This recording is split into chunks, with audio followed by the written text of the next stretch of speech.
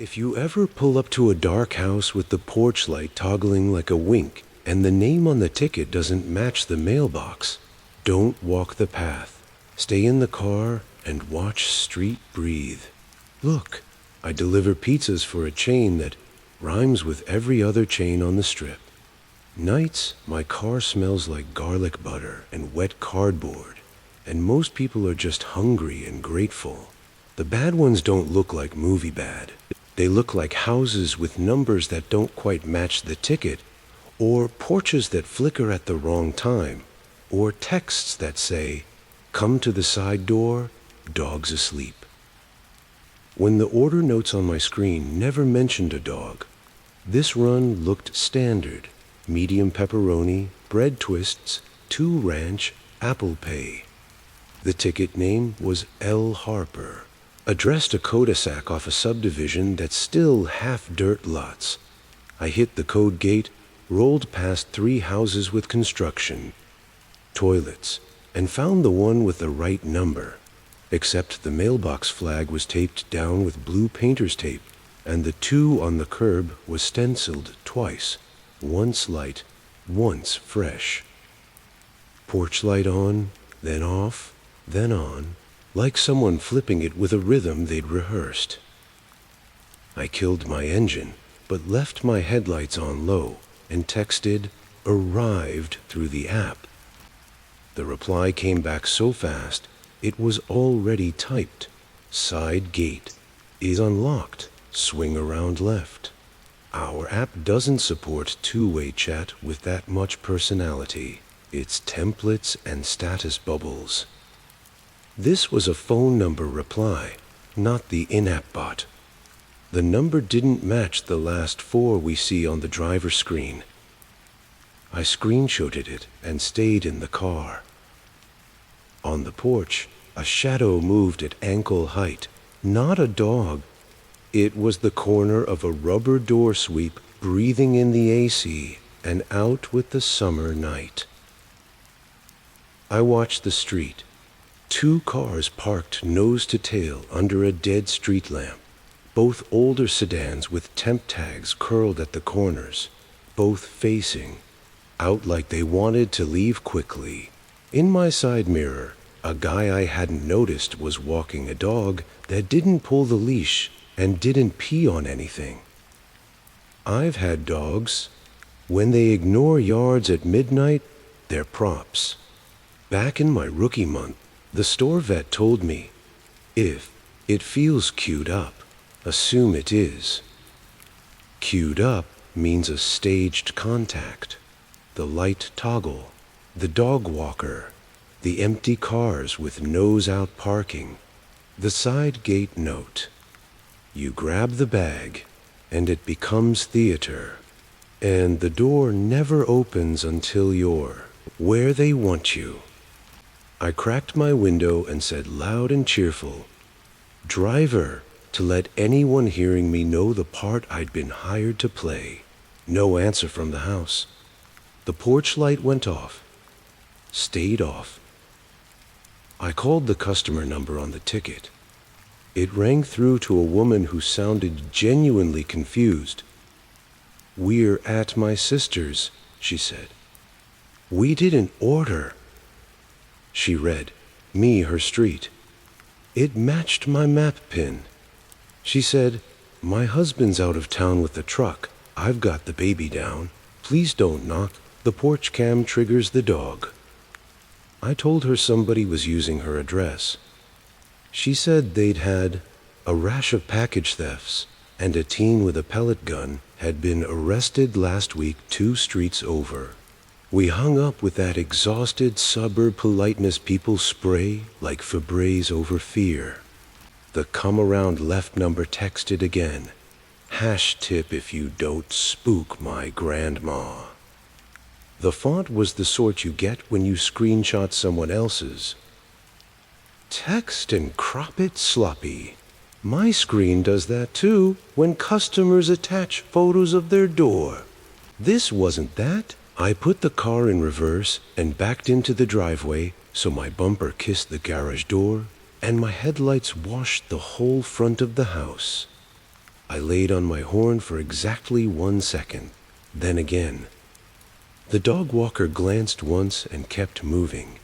The porch curtain made a small V, the way people do when they think they're being subtle. I keep 2 decoy boxes in the trunk, empties with a soaked napkin inside so they feel heavy. I grabbed one, set it on the far end of the porch within the camera's likely view, and walked back to my car without turning my back fully. If you deliver long enough, your body learns angles the way chess players learn squares.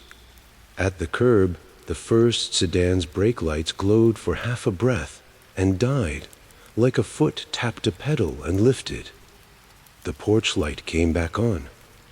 A man's voice behind the door tried a grandma voice and failed. "Just leave it by the gate, hun." I texted my manager fake order at address. Number spoof, I'm skipping. Corporate doesn't want drama. They want times and maps and refunds, and for drivers not to get on the news. My manager is the rare one who also wants me not to get hurt. He replied 10 to 26, our silly code for abandon, and added swing by lot on your way back. I idled. The porch door opened a crack, chain still on, hand slid through with a folded 20, and then disappeared when it realized I wasn't standing there like a stage mark. The chain never unlatched. That's how you know it isn't about the pizza. I made a show of checking something in my trunk, which means I took a picture of the front of the house and both cars with my flash off. People who think they're invisible hate being turned into a file. The dog walker looped the block without the dog ever lifting a leg, and when he passed my bumper this time, his free hand brushed the rear of the sedan closest to him, like he was telling it something. He didn't look at me. That's training. Don't stare at the camera you know is there. Cars left nose out because that's how fast exits work when something goes sideways. When the officer rolled the cul-de-sac 6 minutes later, it was a lucky night. The dog walker became a jogger, the sedans found their keys, and the porch curtain forgot how to be a V. The officer parked nose in, bless him, and let his spotlight sit on the house while we talked. I told him I wasn't trying to make a case. I just didn't like the alignment. The text not matching the ticket, the staged side gate note, the instant replies, the brake light breath, the chain hand with cash. He knocked. No answer. He left a card in the door jamb the way police do when the world needs a paper trail. He told me to leave the decoy where it sat, so whoever was watching would have to decide whether to admit they were home to steal a fake pizza. I laughed. When I got back to the lot, my manager showed me a map of 3 come to the side gate, orders placed in an hour, same area, different names, Apple Pay each time. Same stunt. Replied to number, not the masked app number. Grandma sleeping, tip in cash. 2 drivers had gone around the left, found the gate stuck, and heard nothing but a door latch move somewhere they couldn't see. One had his bag yanked. He kept it. One had a flashlight hit his eyes. Both bailed. We marked the cluster, put a note in the driver chat, and the owner called the district to grumble about refunds while I ate my decoy bread twists with the same appetite you get after a near miss on the freeway. The store clown posted an emoji. At my decoy boxes. I don't care. Props beat trauma. 3 nights later, I ran a pie to a different cul-de-sac, different side of town. The house was normal. Kids chalk on the driveway, solar butterfly in the garden, Halloween toad still by the trash in April. The customer met me at the curb, paid, tipped on the screen, thanked me by name. As I turned, I caught the Neighbor's mailbox in my headlight. Blue painter's tape on the flag. Same messy stencil double on the curb. Maybe blue tape is just blue tape. Or maybe some people share a template. A week after that, the store owner sent a memo. A local PD sting had ended with a juvenile group arrested for using food deliveries to test response and mask vehicle presence while their friends hit unlocked cars in the same blocks. No. Drivers injured, it said, like a favor. I saved the PDF anyway, because it's the only trophy we get when nothing happened. People call stories like this boring because nobody believes. I call them the ones that let me drive another day. The house with the blinking porch light, the dog that never peed, the cash hand through the chain. None of it will show up in any report as anything but suspicious activity. That's fine. Suspicious activity is the tax you pay to see sunrise. If you deliver long enough, you stop believing in guts and start believing in math. Is the name the same font as the app? Do the last 4 digits match? Are the cars parked nose out? Does the porch light flicker when your engine dies, like someone is watching for the cue? If the answers line up wrong, don't be brave, be tedious. Back in. Light it up. Say, driver.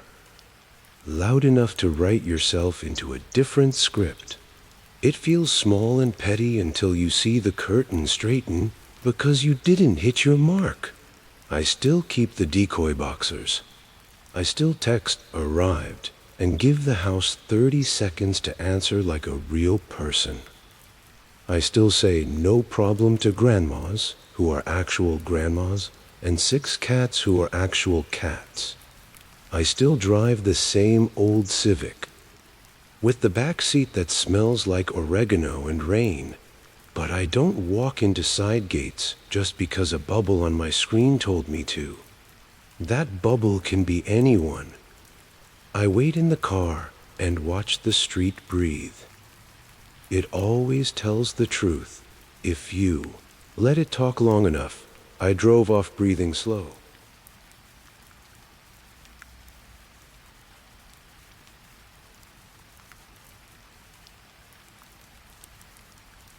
You learn the shape of your city from the driver's seat.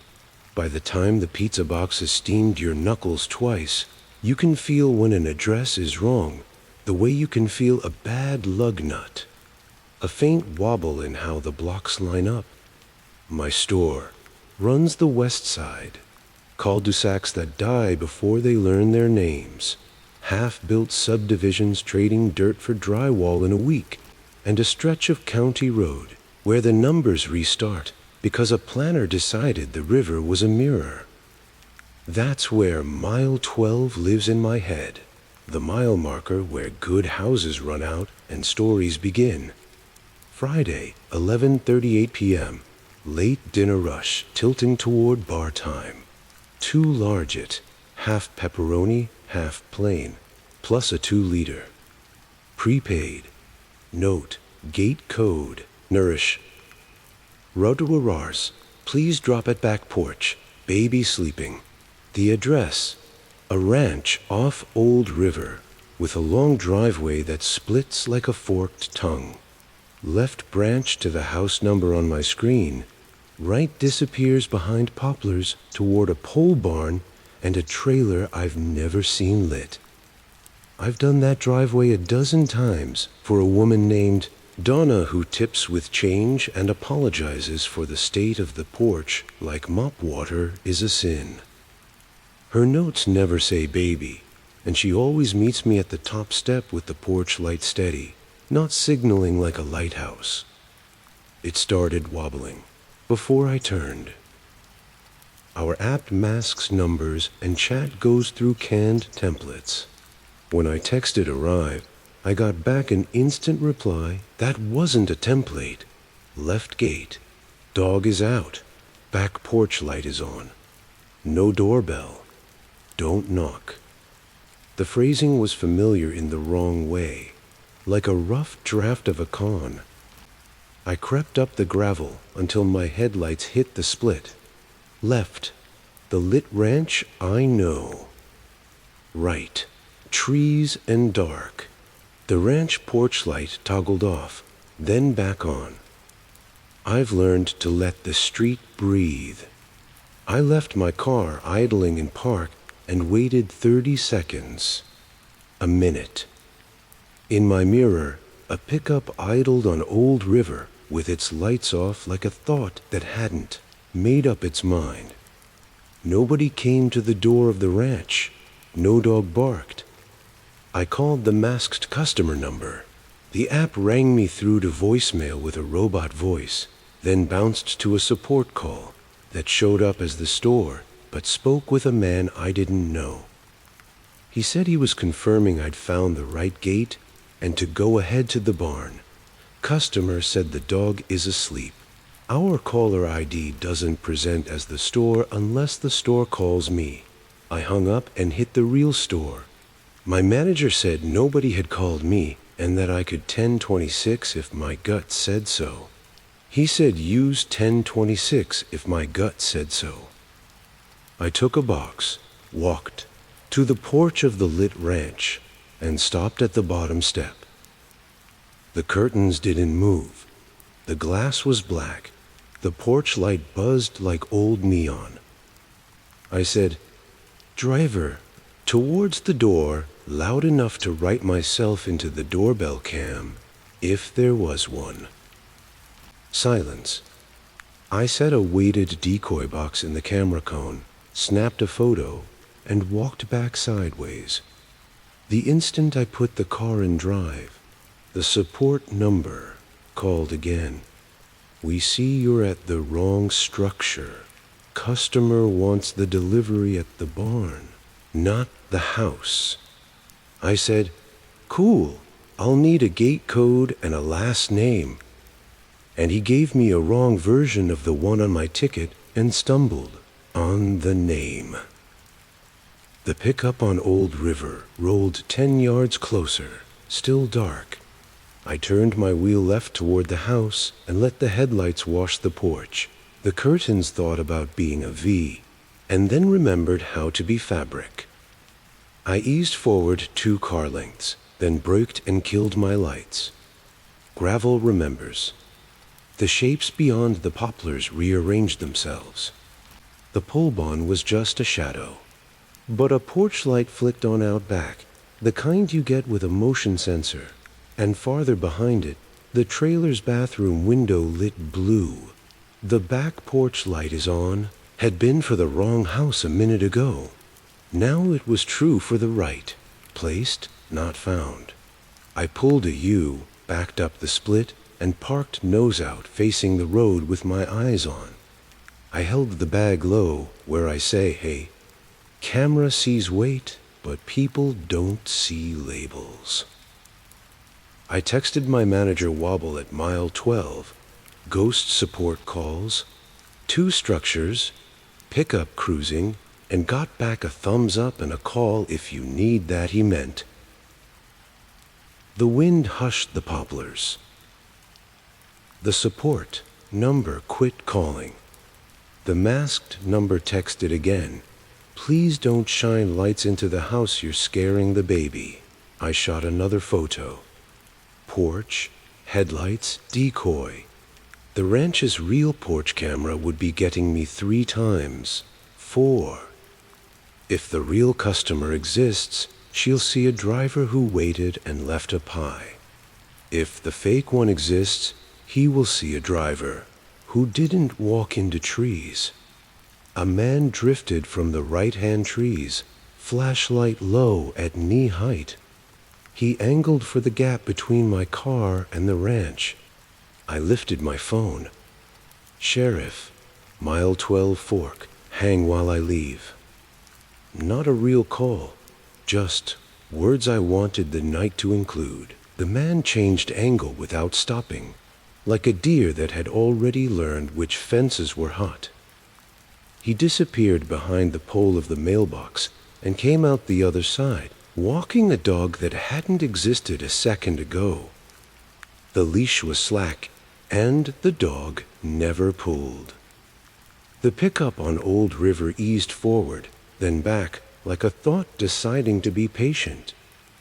I left the decoy on the porch, took the real order back to the store, and wrote off the ticket as no contact.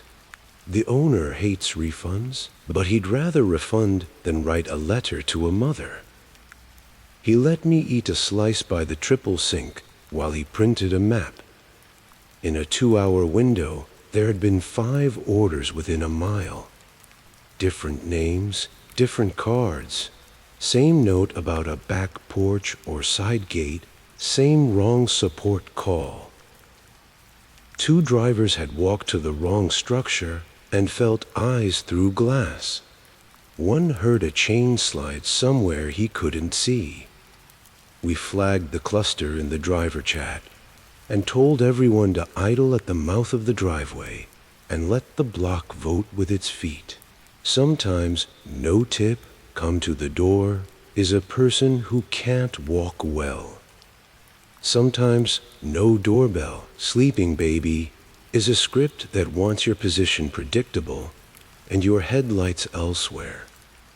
The pickup showed up at the lot at close, idle, by the dumpster like a shark pretending to be a log, and then rolled away like it remembered it had plates only when a car with a light bar pulled into the gas station across the street. Call it paranoia. I call it learning how other people edit your night. The next day a deputy came by to ask for times and clips. He told me they'd run into a group using food deliveries as a way to learn which houses' cameras were live and which porches were human. Either they want your keys or they want your footage, he said. Sometimes both. He told me porch light toggles were being used to signal "come now" when a driveway split and a lookout wanted line of sight, and that pickup trucks with temp tags hunt weekends. He didn't say mile 12, but I watched him point to that dot with his pen.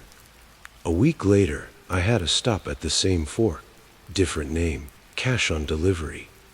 I parked at the mouth of the driveway and waited with my hazards on. If it was real, someone could walk 50 yards like a human who wants food. If it was fake, that 50 yards is the tax people hate to pay. 10 minutes passed. Nobody came. I printed the map in my head again and wrote, "If they want you to go where their eyes are and not where your headlights are, they're writing, not ordering." Not every scare ends in cuffs or headlines. Most of my job is tipping and apologizing for traffic and smiling at toddlers with cheese on their faces. But the late ones, the mile 12s, leave you a little different. You stop believing sleeping baby notes that only show after arrived. You stop believing a gate code anybody could Google. You stop believing a back porch that just learned how to be lit. You start believing in 30 seconds of quiet and the habit of reversing into your own light. There's no hero here. I left a box and I left a driveway and I ate a cold slice by a sink. But I also drove home. Here, let the street breathe. Treat instant text from real people at midnight like a script. And if you feel a wobble in the way the blocks line up, turn around where you can and call it a night. The tip you lose is smaller than the part of yourself you might not get back.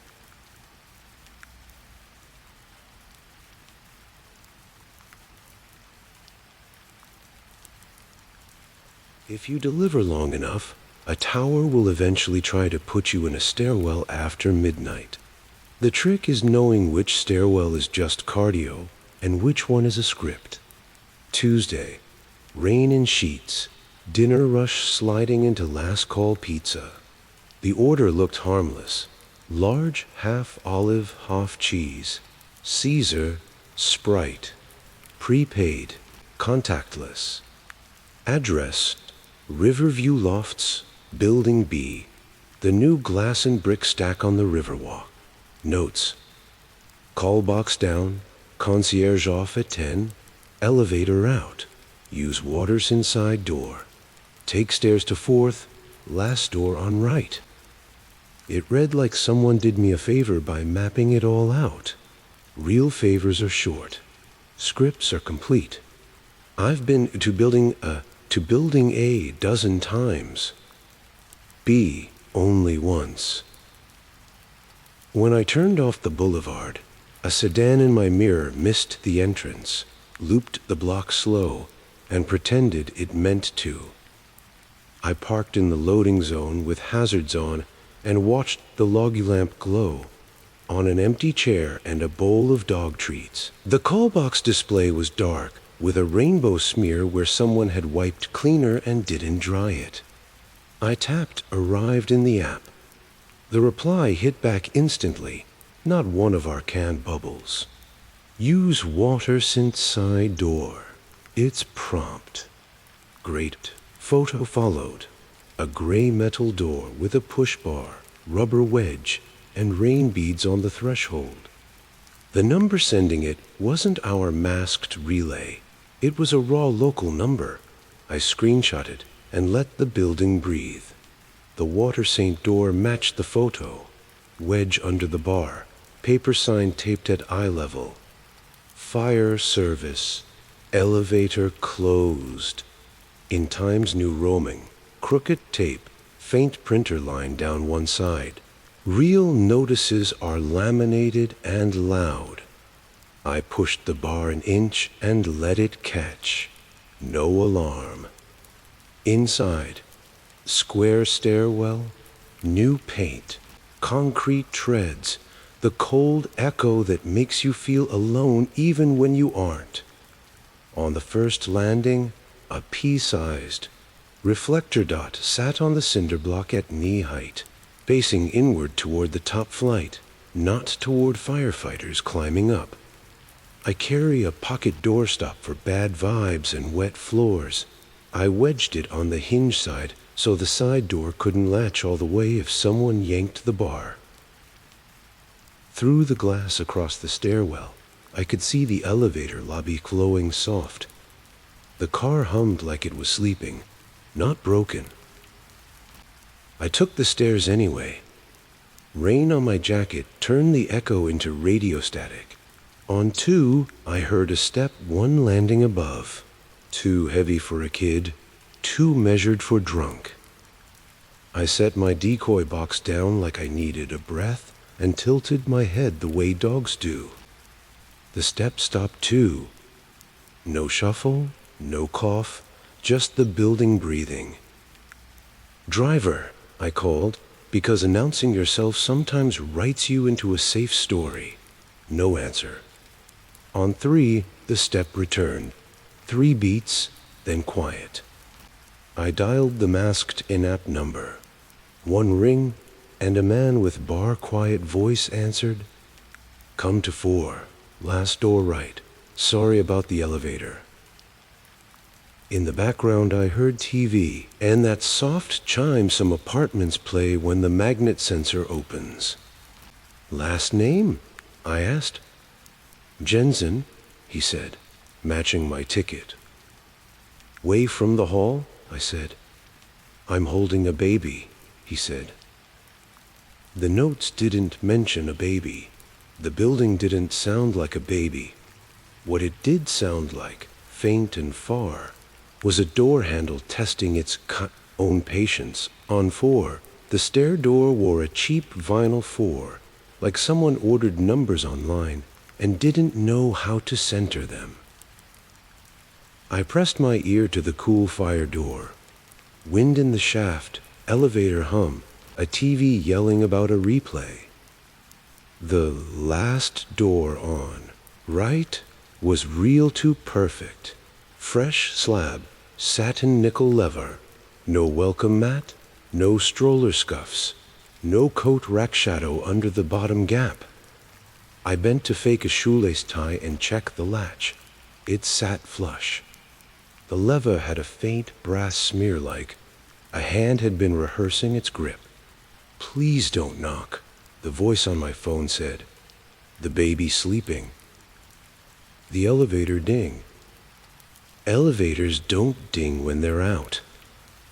Around the corner, the doors parted, and a slice of warm light crawled across the carpet.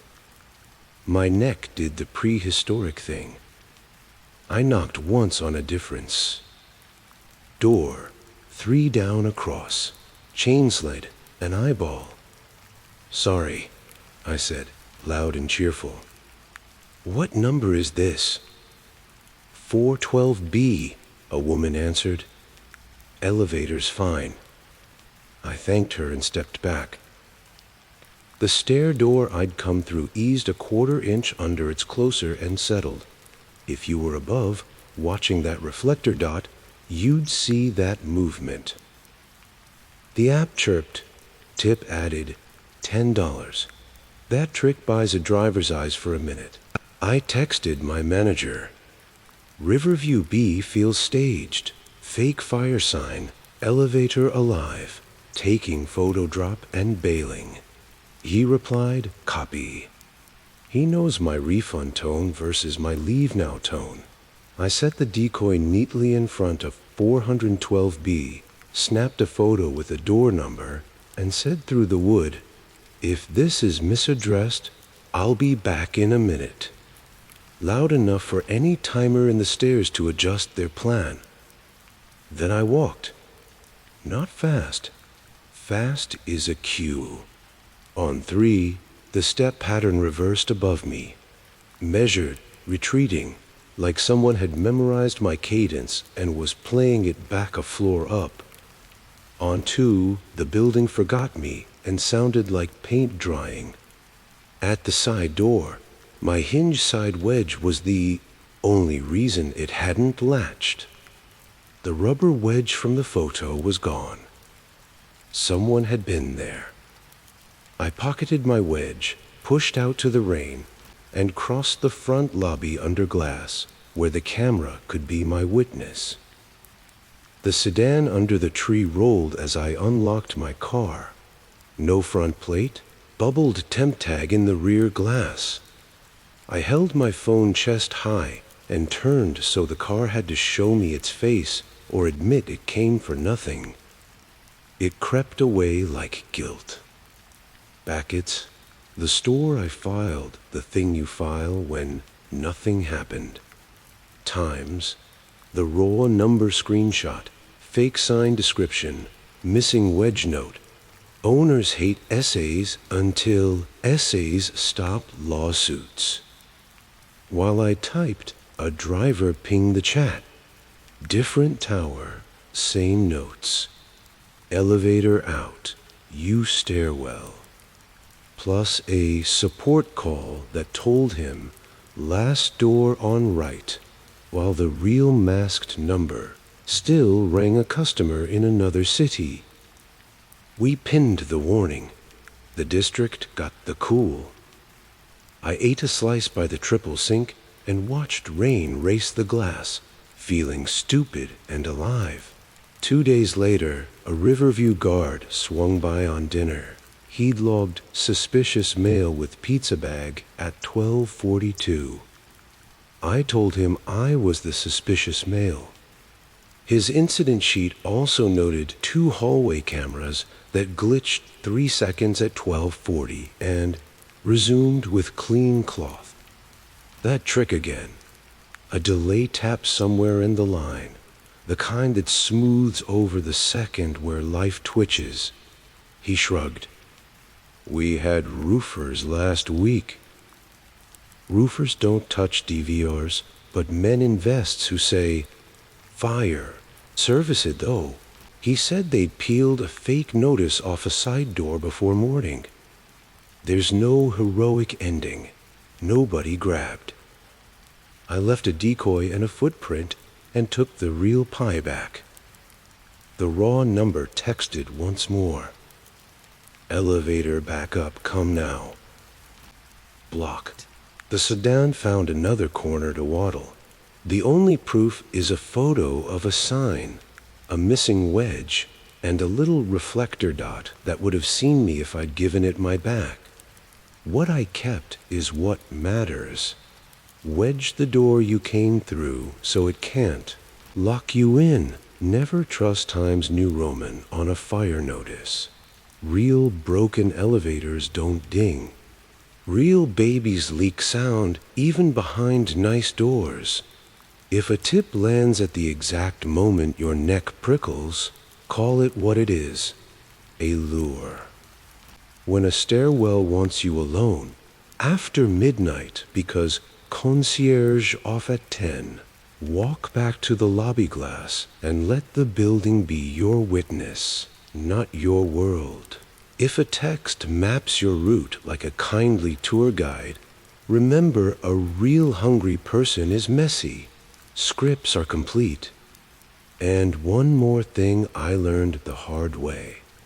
Never let a stranger on the phone upgrade your urgency. If the voice knows the building, but can't answer a simple, "What name is on the buzzer?" you're not talking to a hungry neighbor. You're talking to a stage manager. I keep a doorstop, a decoy box, and the habit of backing into my own headlights. It feels petty until you hear the stair door sigh because you didn't hit your mark. Hetty gets you home for the next shift.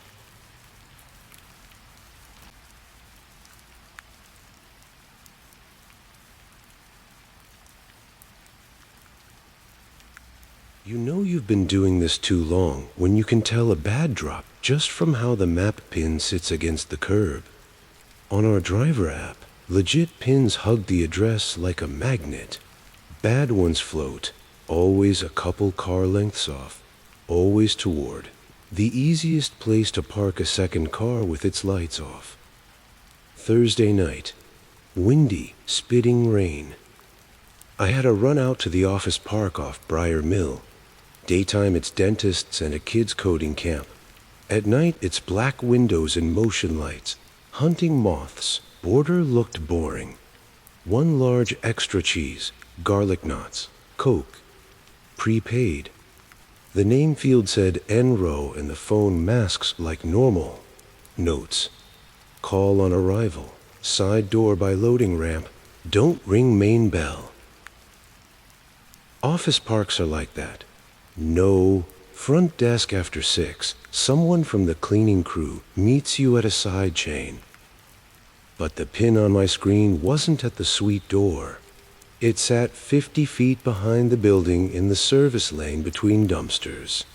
I rolled in slow with hazards on, parked under the only working light, and texted, "Arrived through the app." Instant reply, but not our canned bubble. A raw local number texted, "Main lobby alarmed. Use ramp door. Unlocked." The texting style was too confident, like someone who'd already rehearsed me. I did my scan. On the curb by the ramp, there was a fresh chalk arrow pointing in, from the lane toward the loading door. The dumpster had a tiny reflector dot thumbtacked to the wood fence, aimed inward at the lane, not toward any truck backing in. Across the lot, a mid-size SUV with a temp tack had 2 front tires just kissing the line, nose out to the exit. No fogged windows, engine off. A person who's actually waiting for a delivery usually points their headlights where their pizza will be. I called the masked number in the app anyway. It rang, chirped. Then I got a voicemail box that said, "You have reached the office of," and cut to tone. The raw local number texted again. "Door sensor is sensitive. Please don't knock. The cleaning lady will meet you inside." My gut wrote script, not hunger. I keep 2 decoy boxes in my trunk, empties with a soaked rag inside so they feel like a real pie. I grabbed one, slung the real order low, and walked toward the ramp at an angle that put the lot and the SUV in my peripheral vision. The ramp door had a hand-lettered sign taped at eye level. Maint alarm off 710 in Times New Roaming with a clip art bell. If you ever see clip art in the wild after sunset, assume nobody official printed it. I palmed the push bar and let it press an inch. No screech, no chirp, just the little pressure of a closer that's been tuned to barely shut. Inside, the hallway fluorescence hummed. The building smelled like carpet cleaner and dust. On the tile, a penny stood balanced on edge in a hairline, cracked near the door jamb. Not glue this time, just someone with patience and a fidgety thumb. I left it where it bragged. I took one step in and heard a footfall 2 corners down. Thick sole, too smooth for a janitor's shuffle, then a door latch flexing without committing.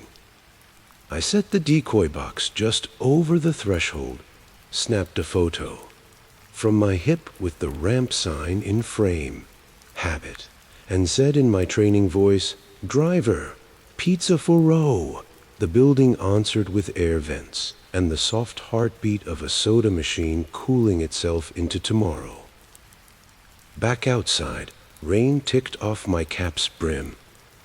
The SUV across the way had fog now, front windshield at the lower corners, like someone had let their breath out and remembered to stop. My phone lit, the raw number again. Thank you. Now the inside door is open, straight down in the hall, left, last door on right. That last door on right phrasing is a tell.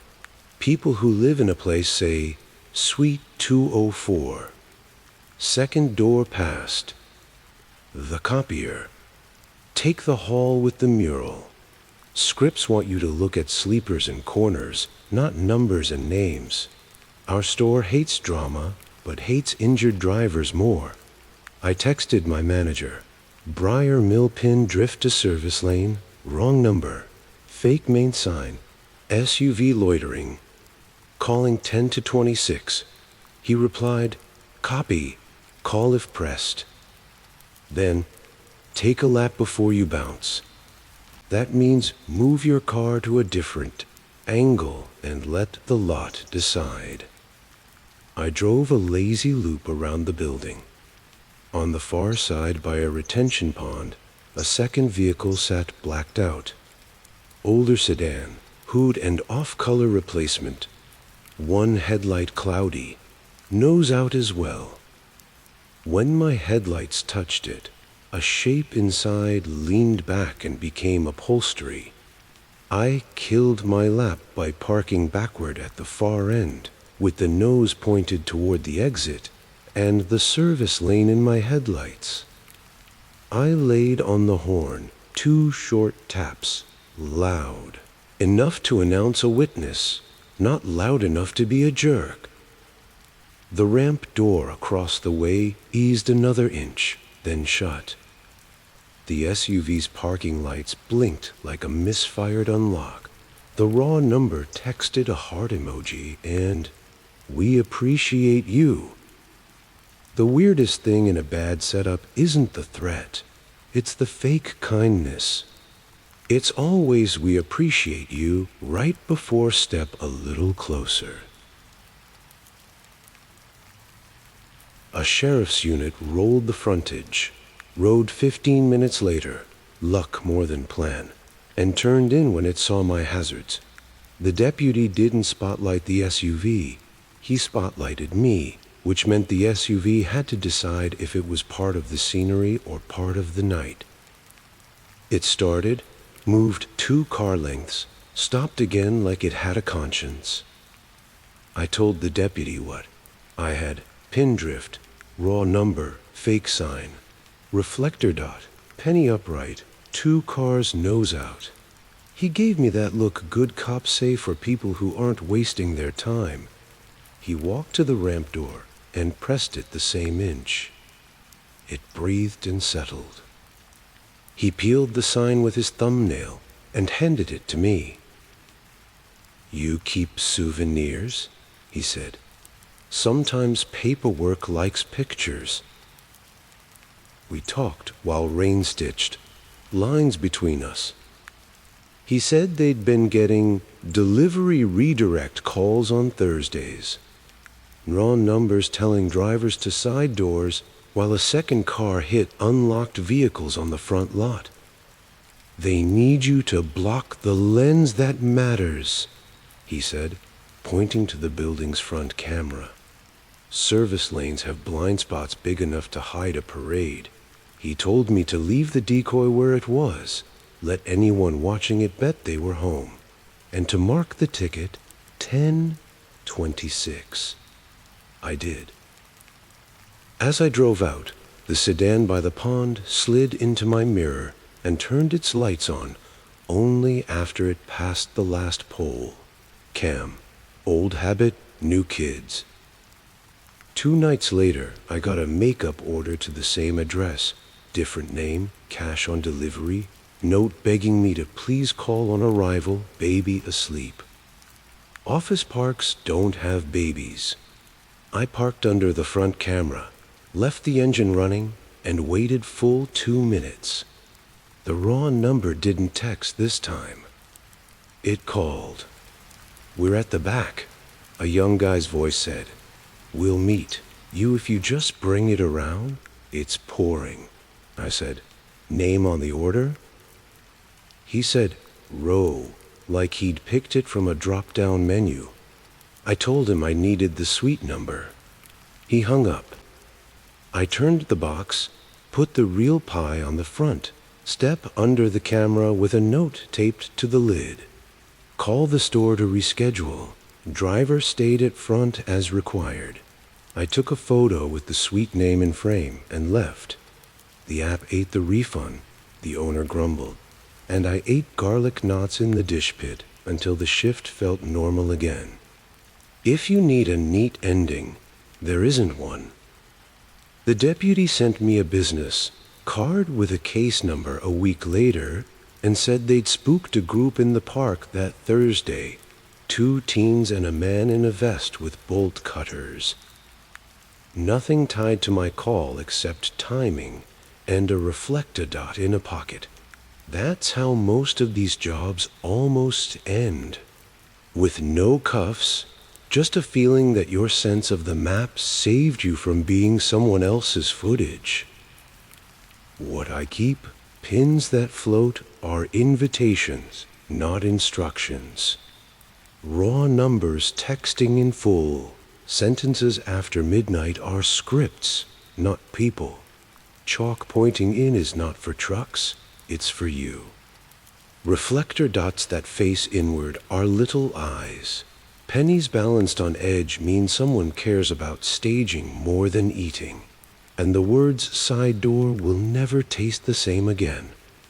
When a lot wants you in the dark lane behind a building, back your bumper to a wall, flood the face with your headlights, and make the next move theirs. If nothing moves, refund and go home.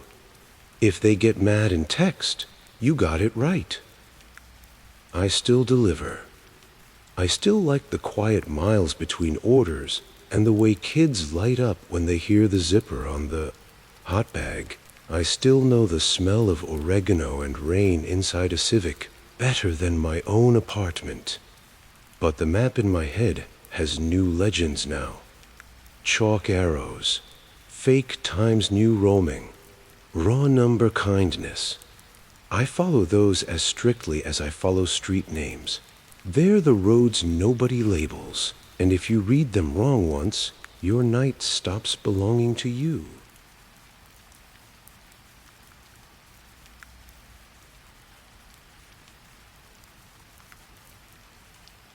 You start to hear scripts in the notes long before you see them in the street. Don't ring, dog asleep. Side gate open, elevator out, last door on right. Thursday gave me a new one.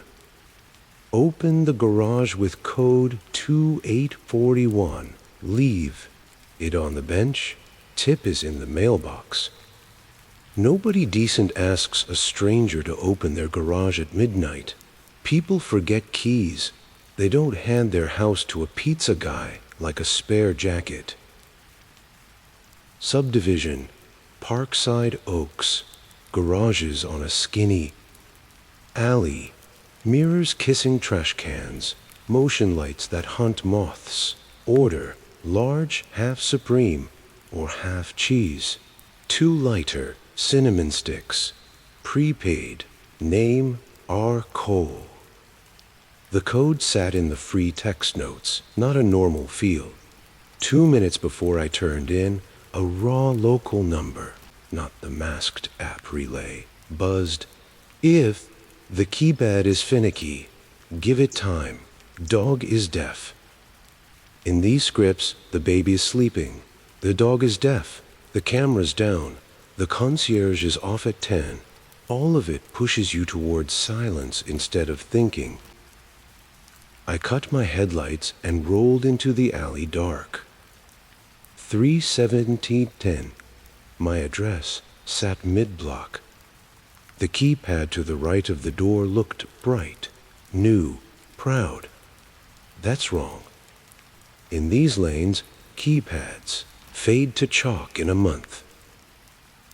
I didn't press 2841. I crouched. A curl of raw wood sat at the bottom, where somebody had opened the hole a hair too small.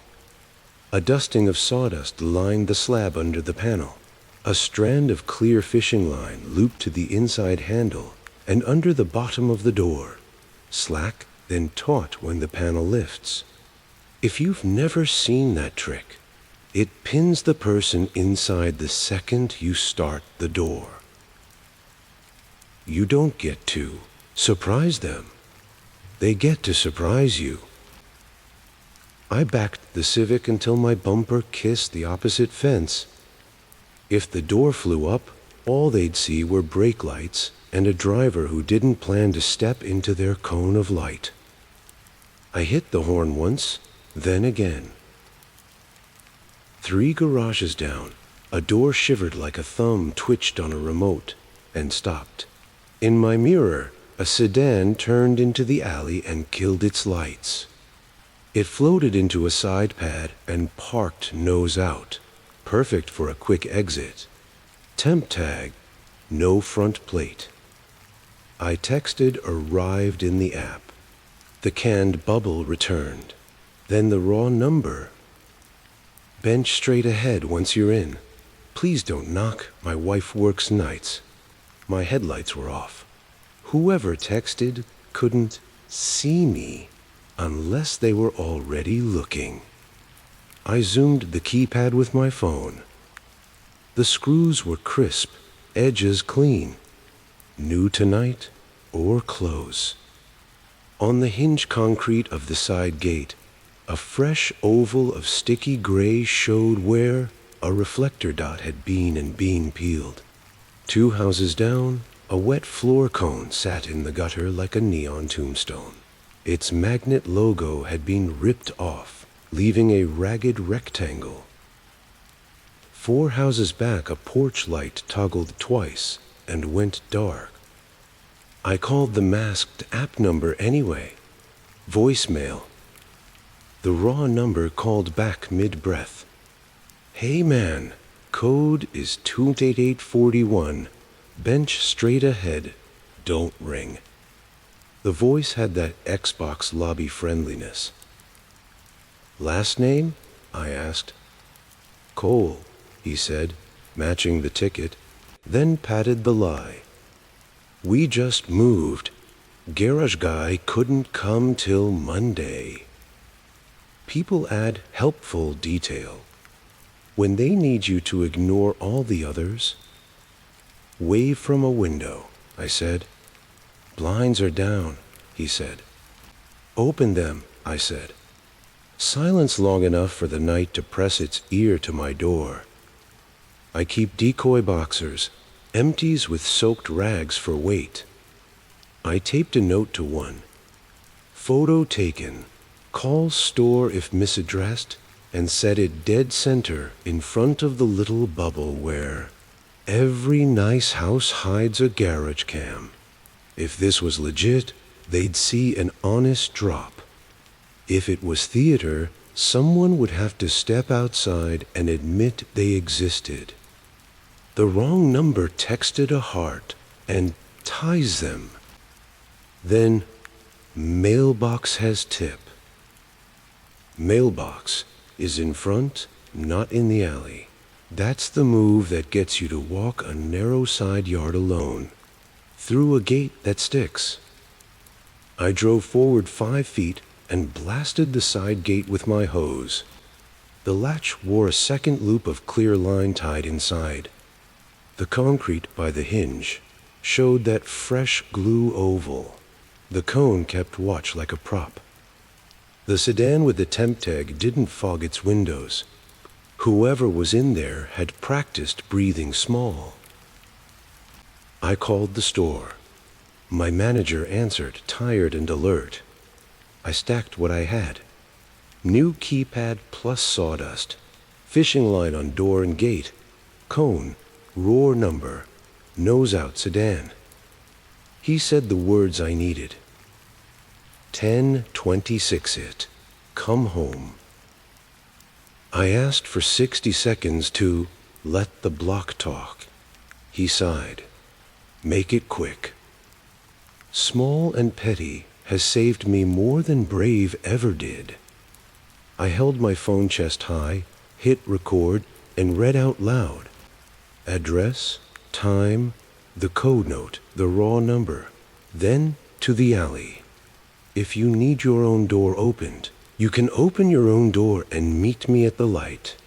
I put the real order back in the hot bag, zipped it, and reversed to the mouth of the lane, my headlights washing every doorway that thought about moving. The sedan didn't move. A second car, old hatchback with one cloudy headlight, slid in from the far end and parked nose out by the cone like it had lost something on purpose. When my bumper cleared to the main street, both cars suddenly remembered errands and left in opposite directions. We comped the order.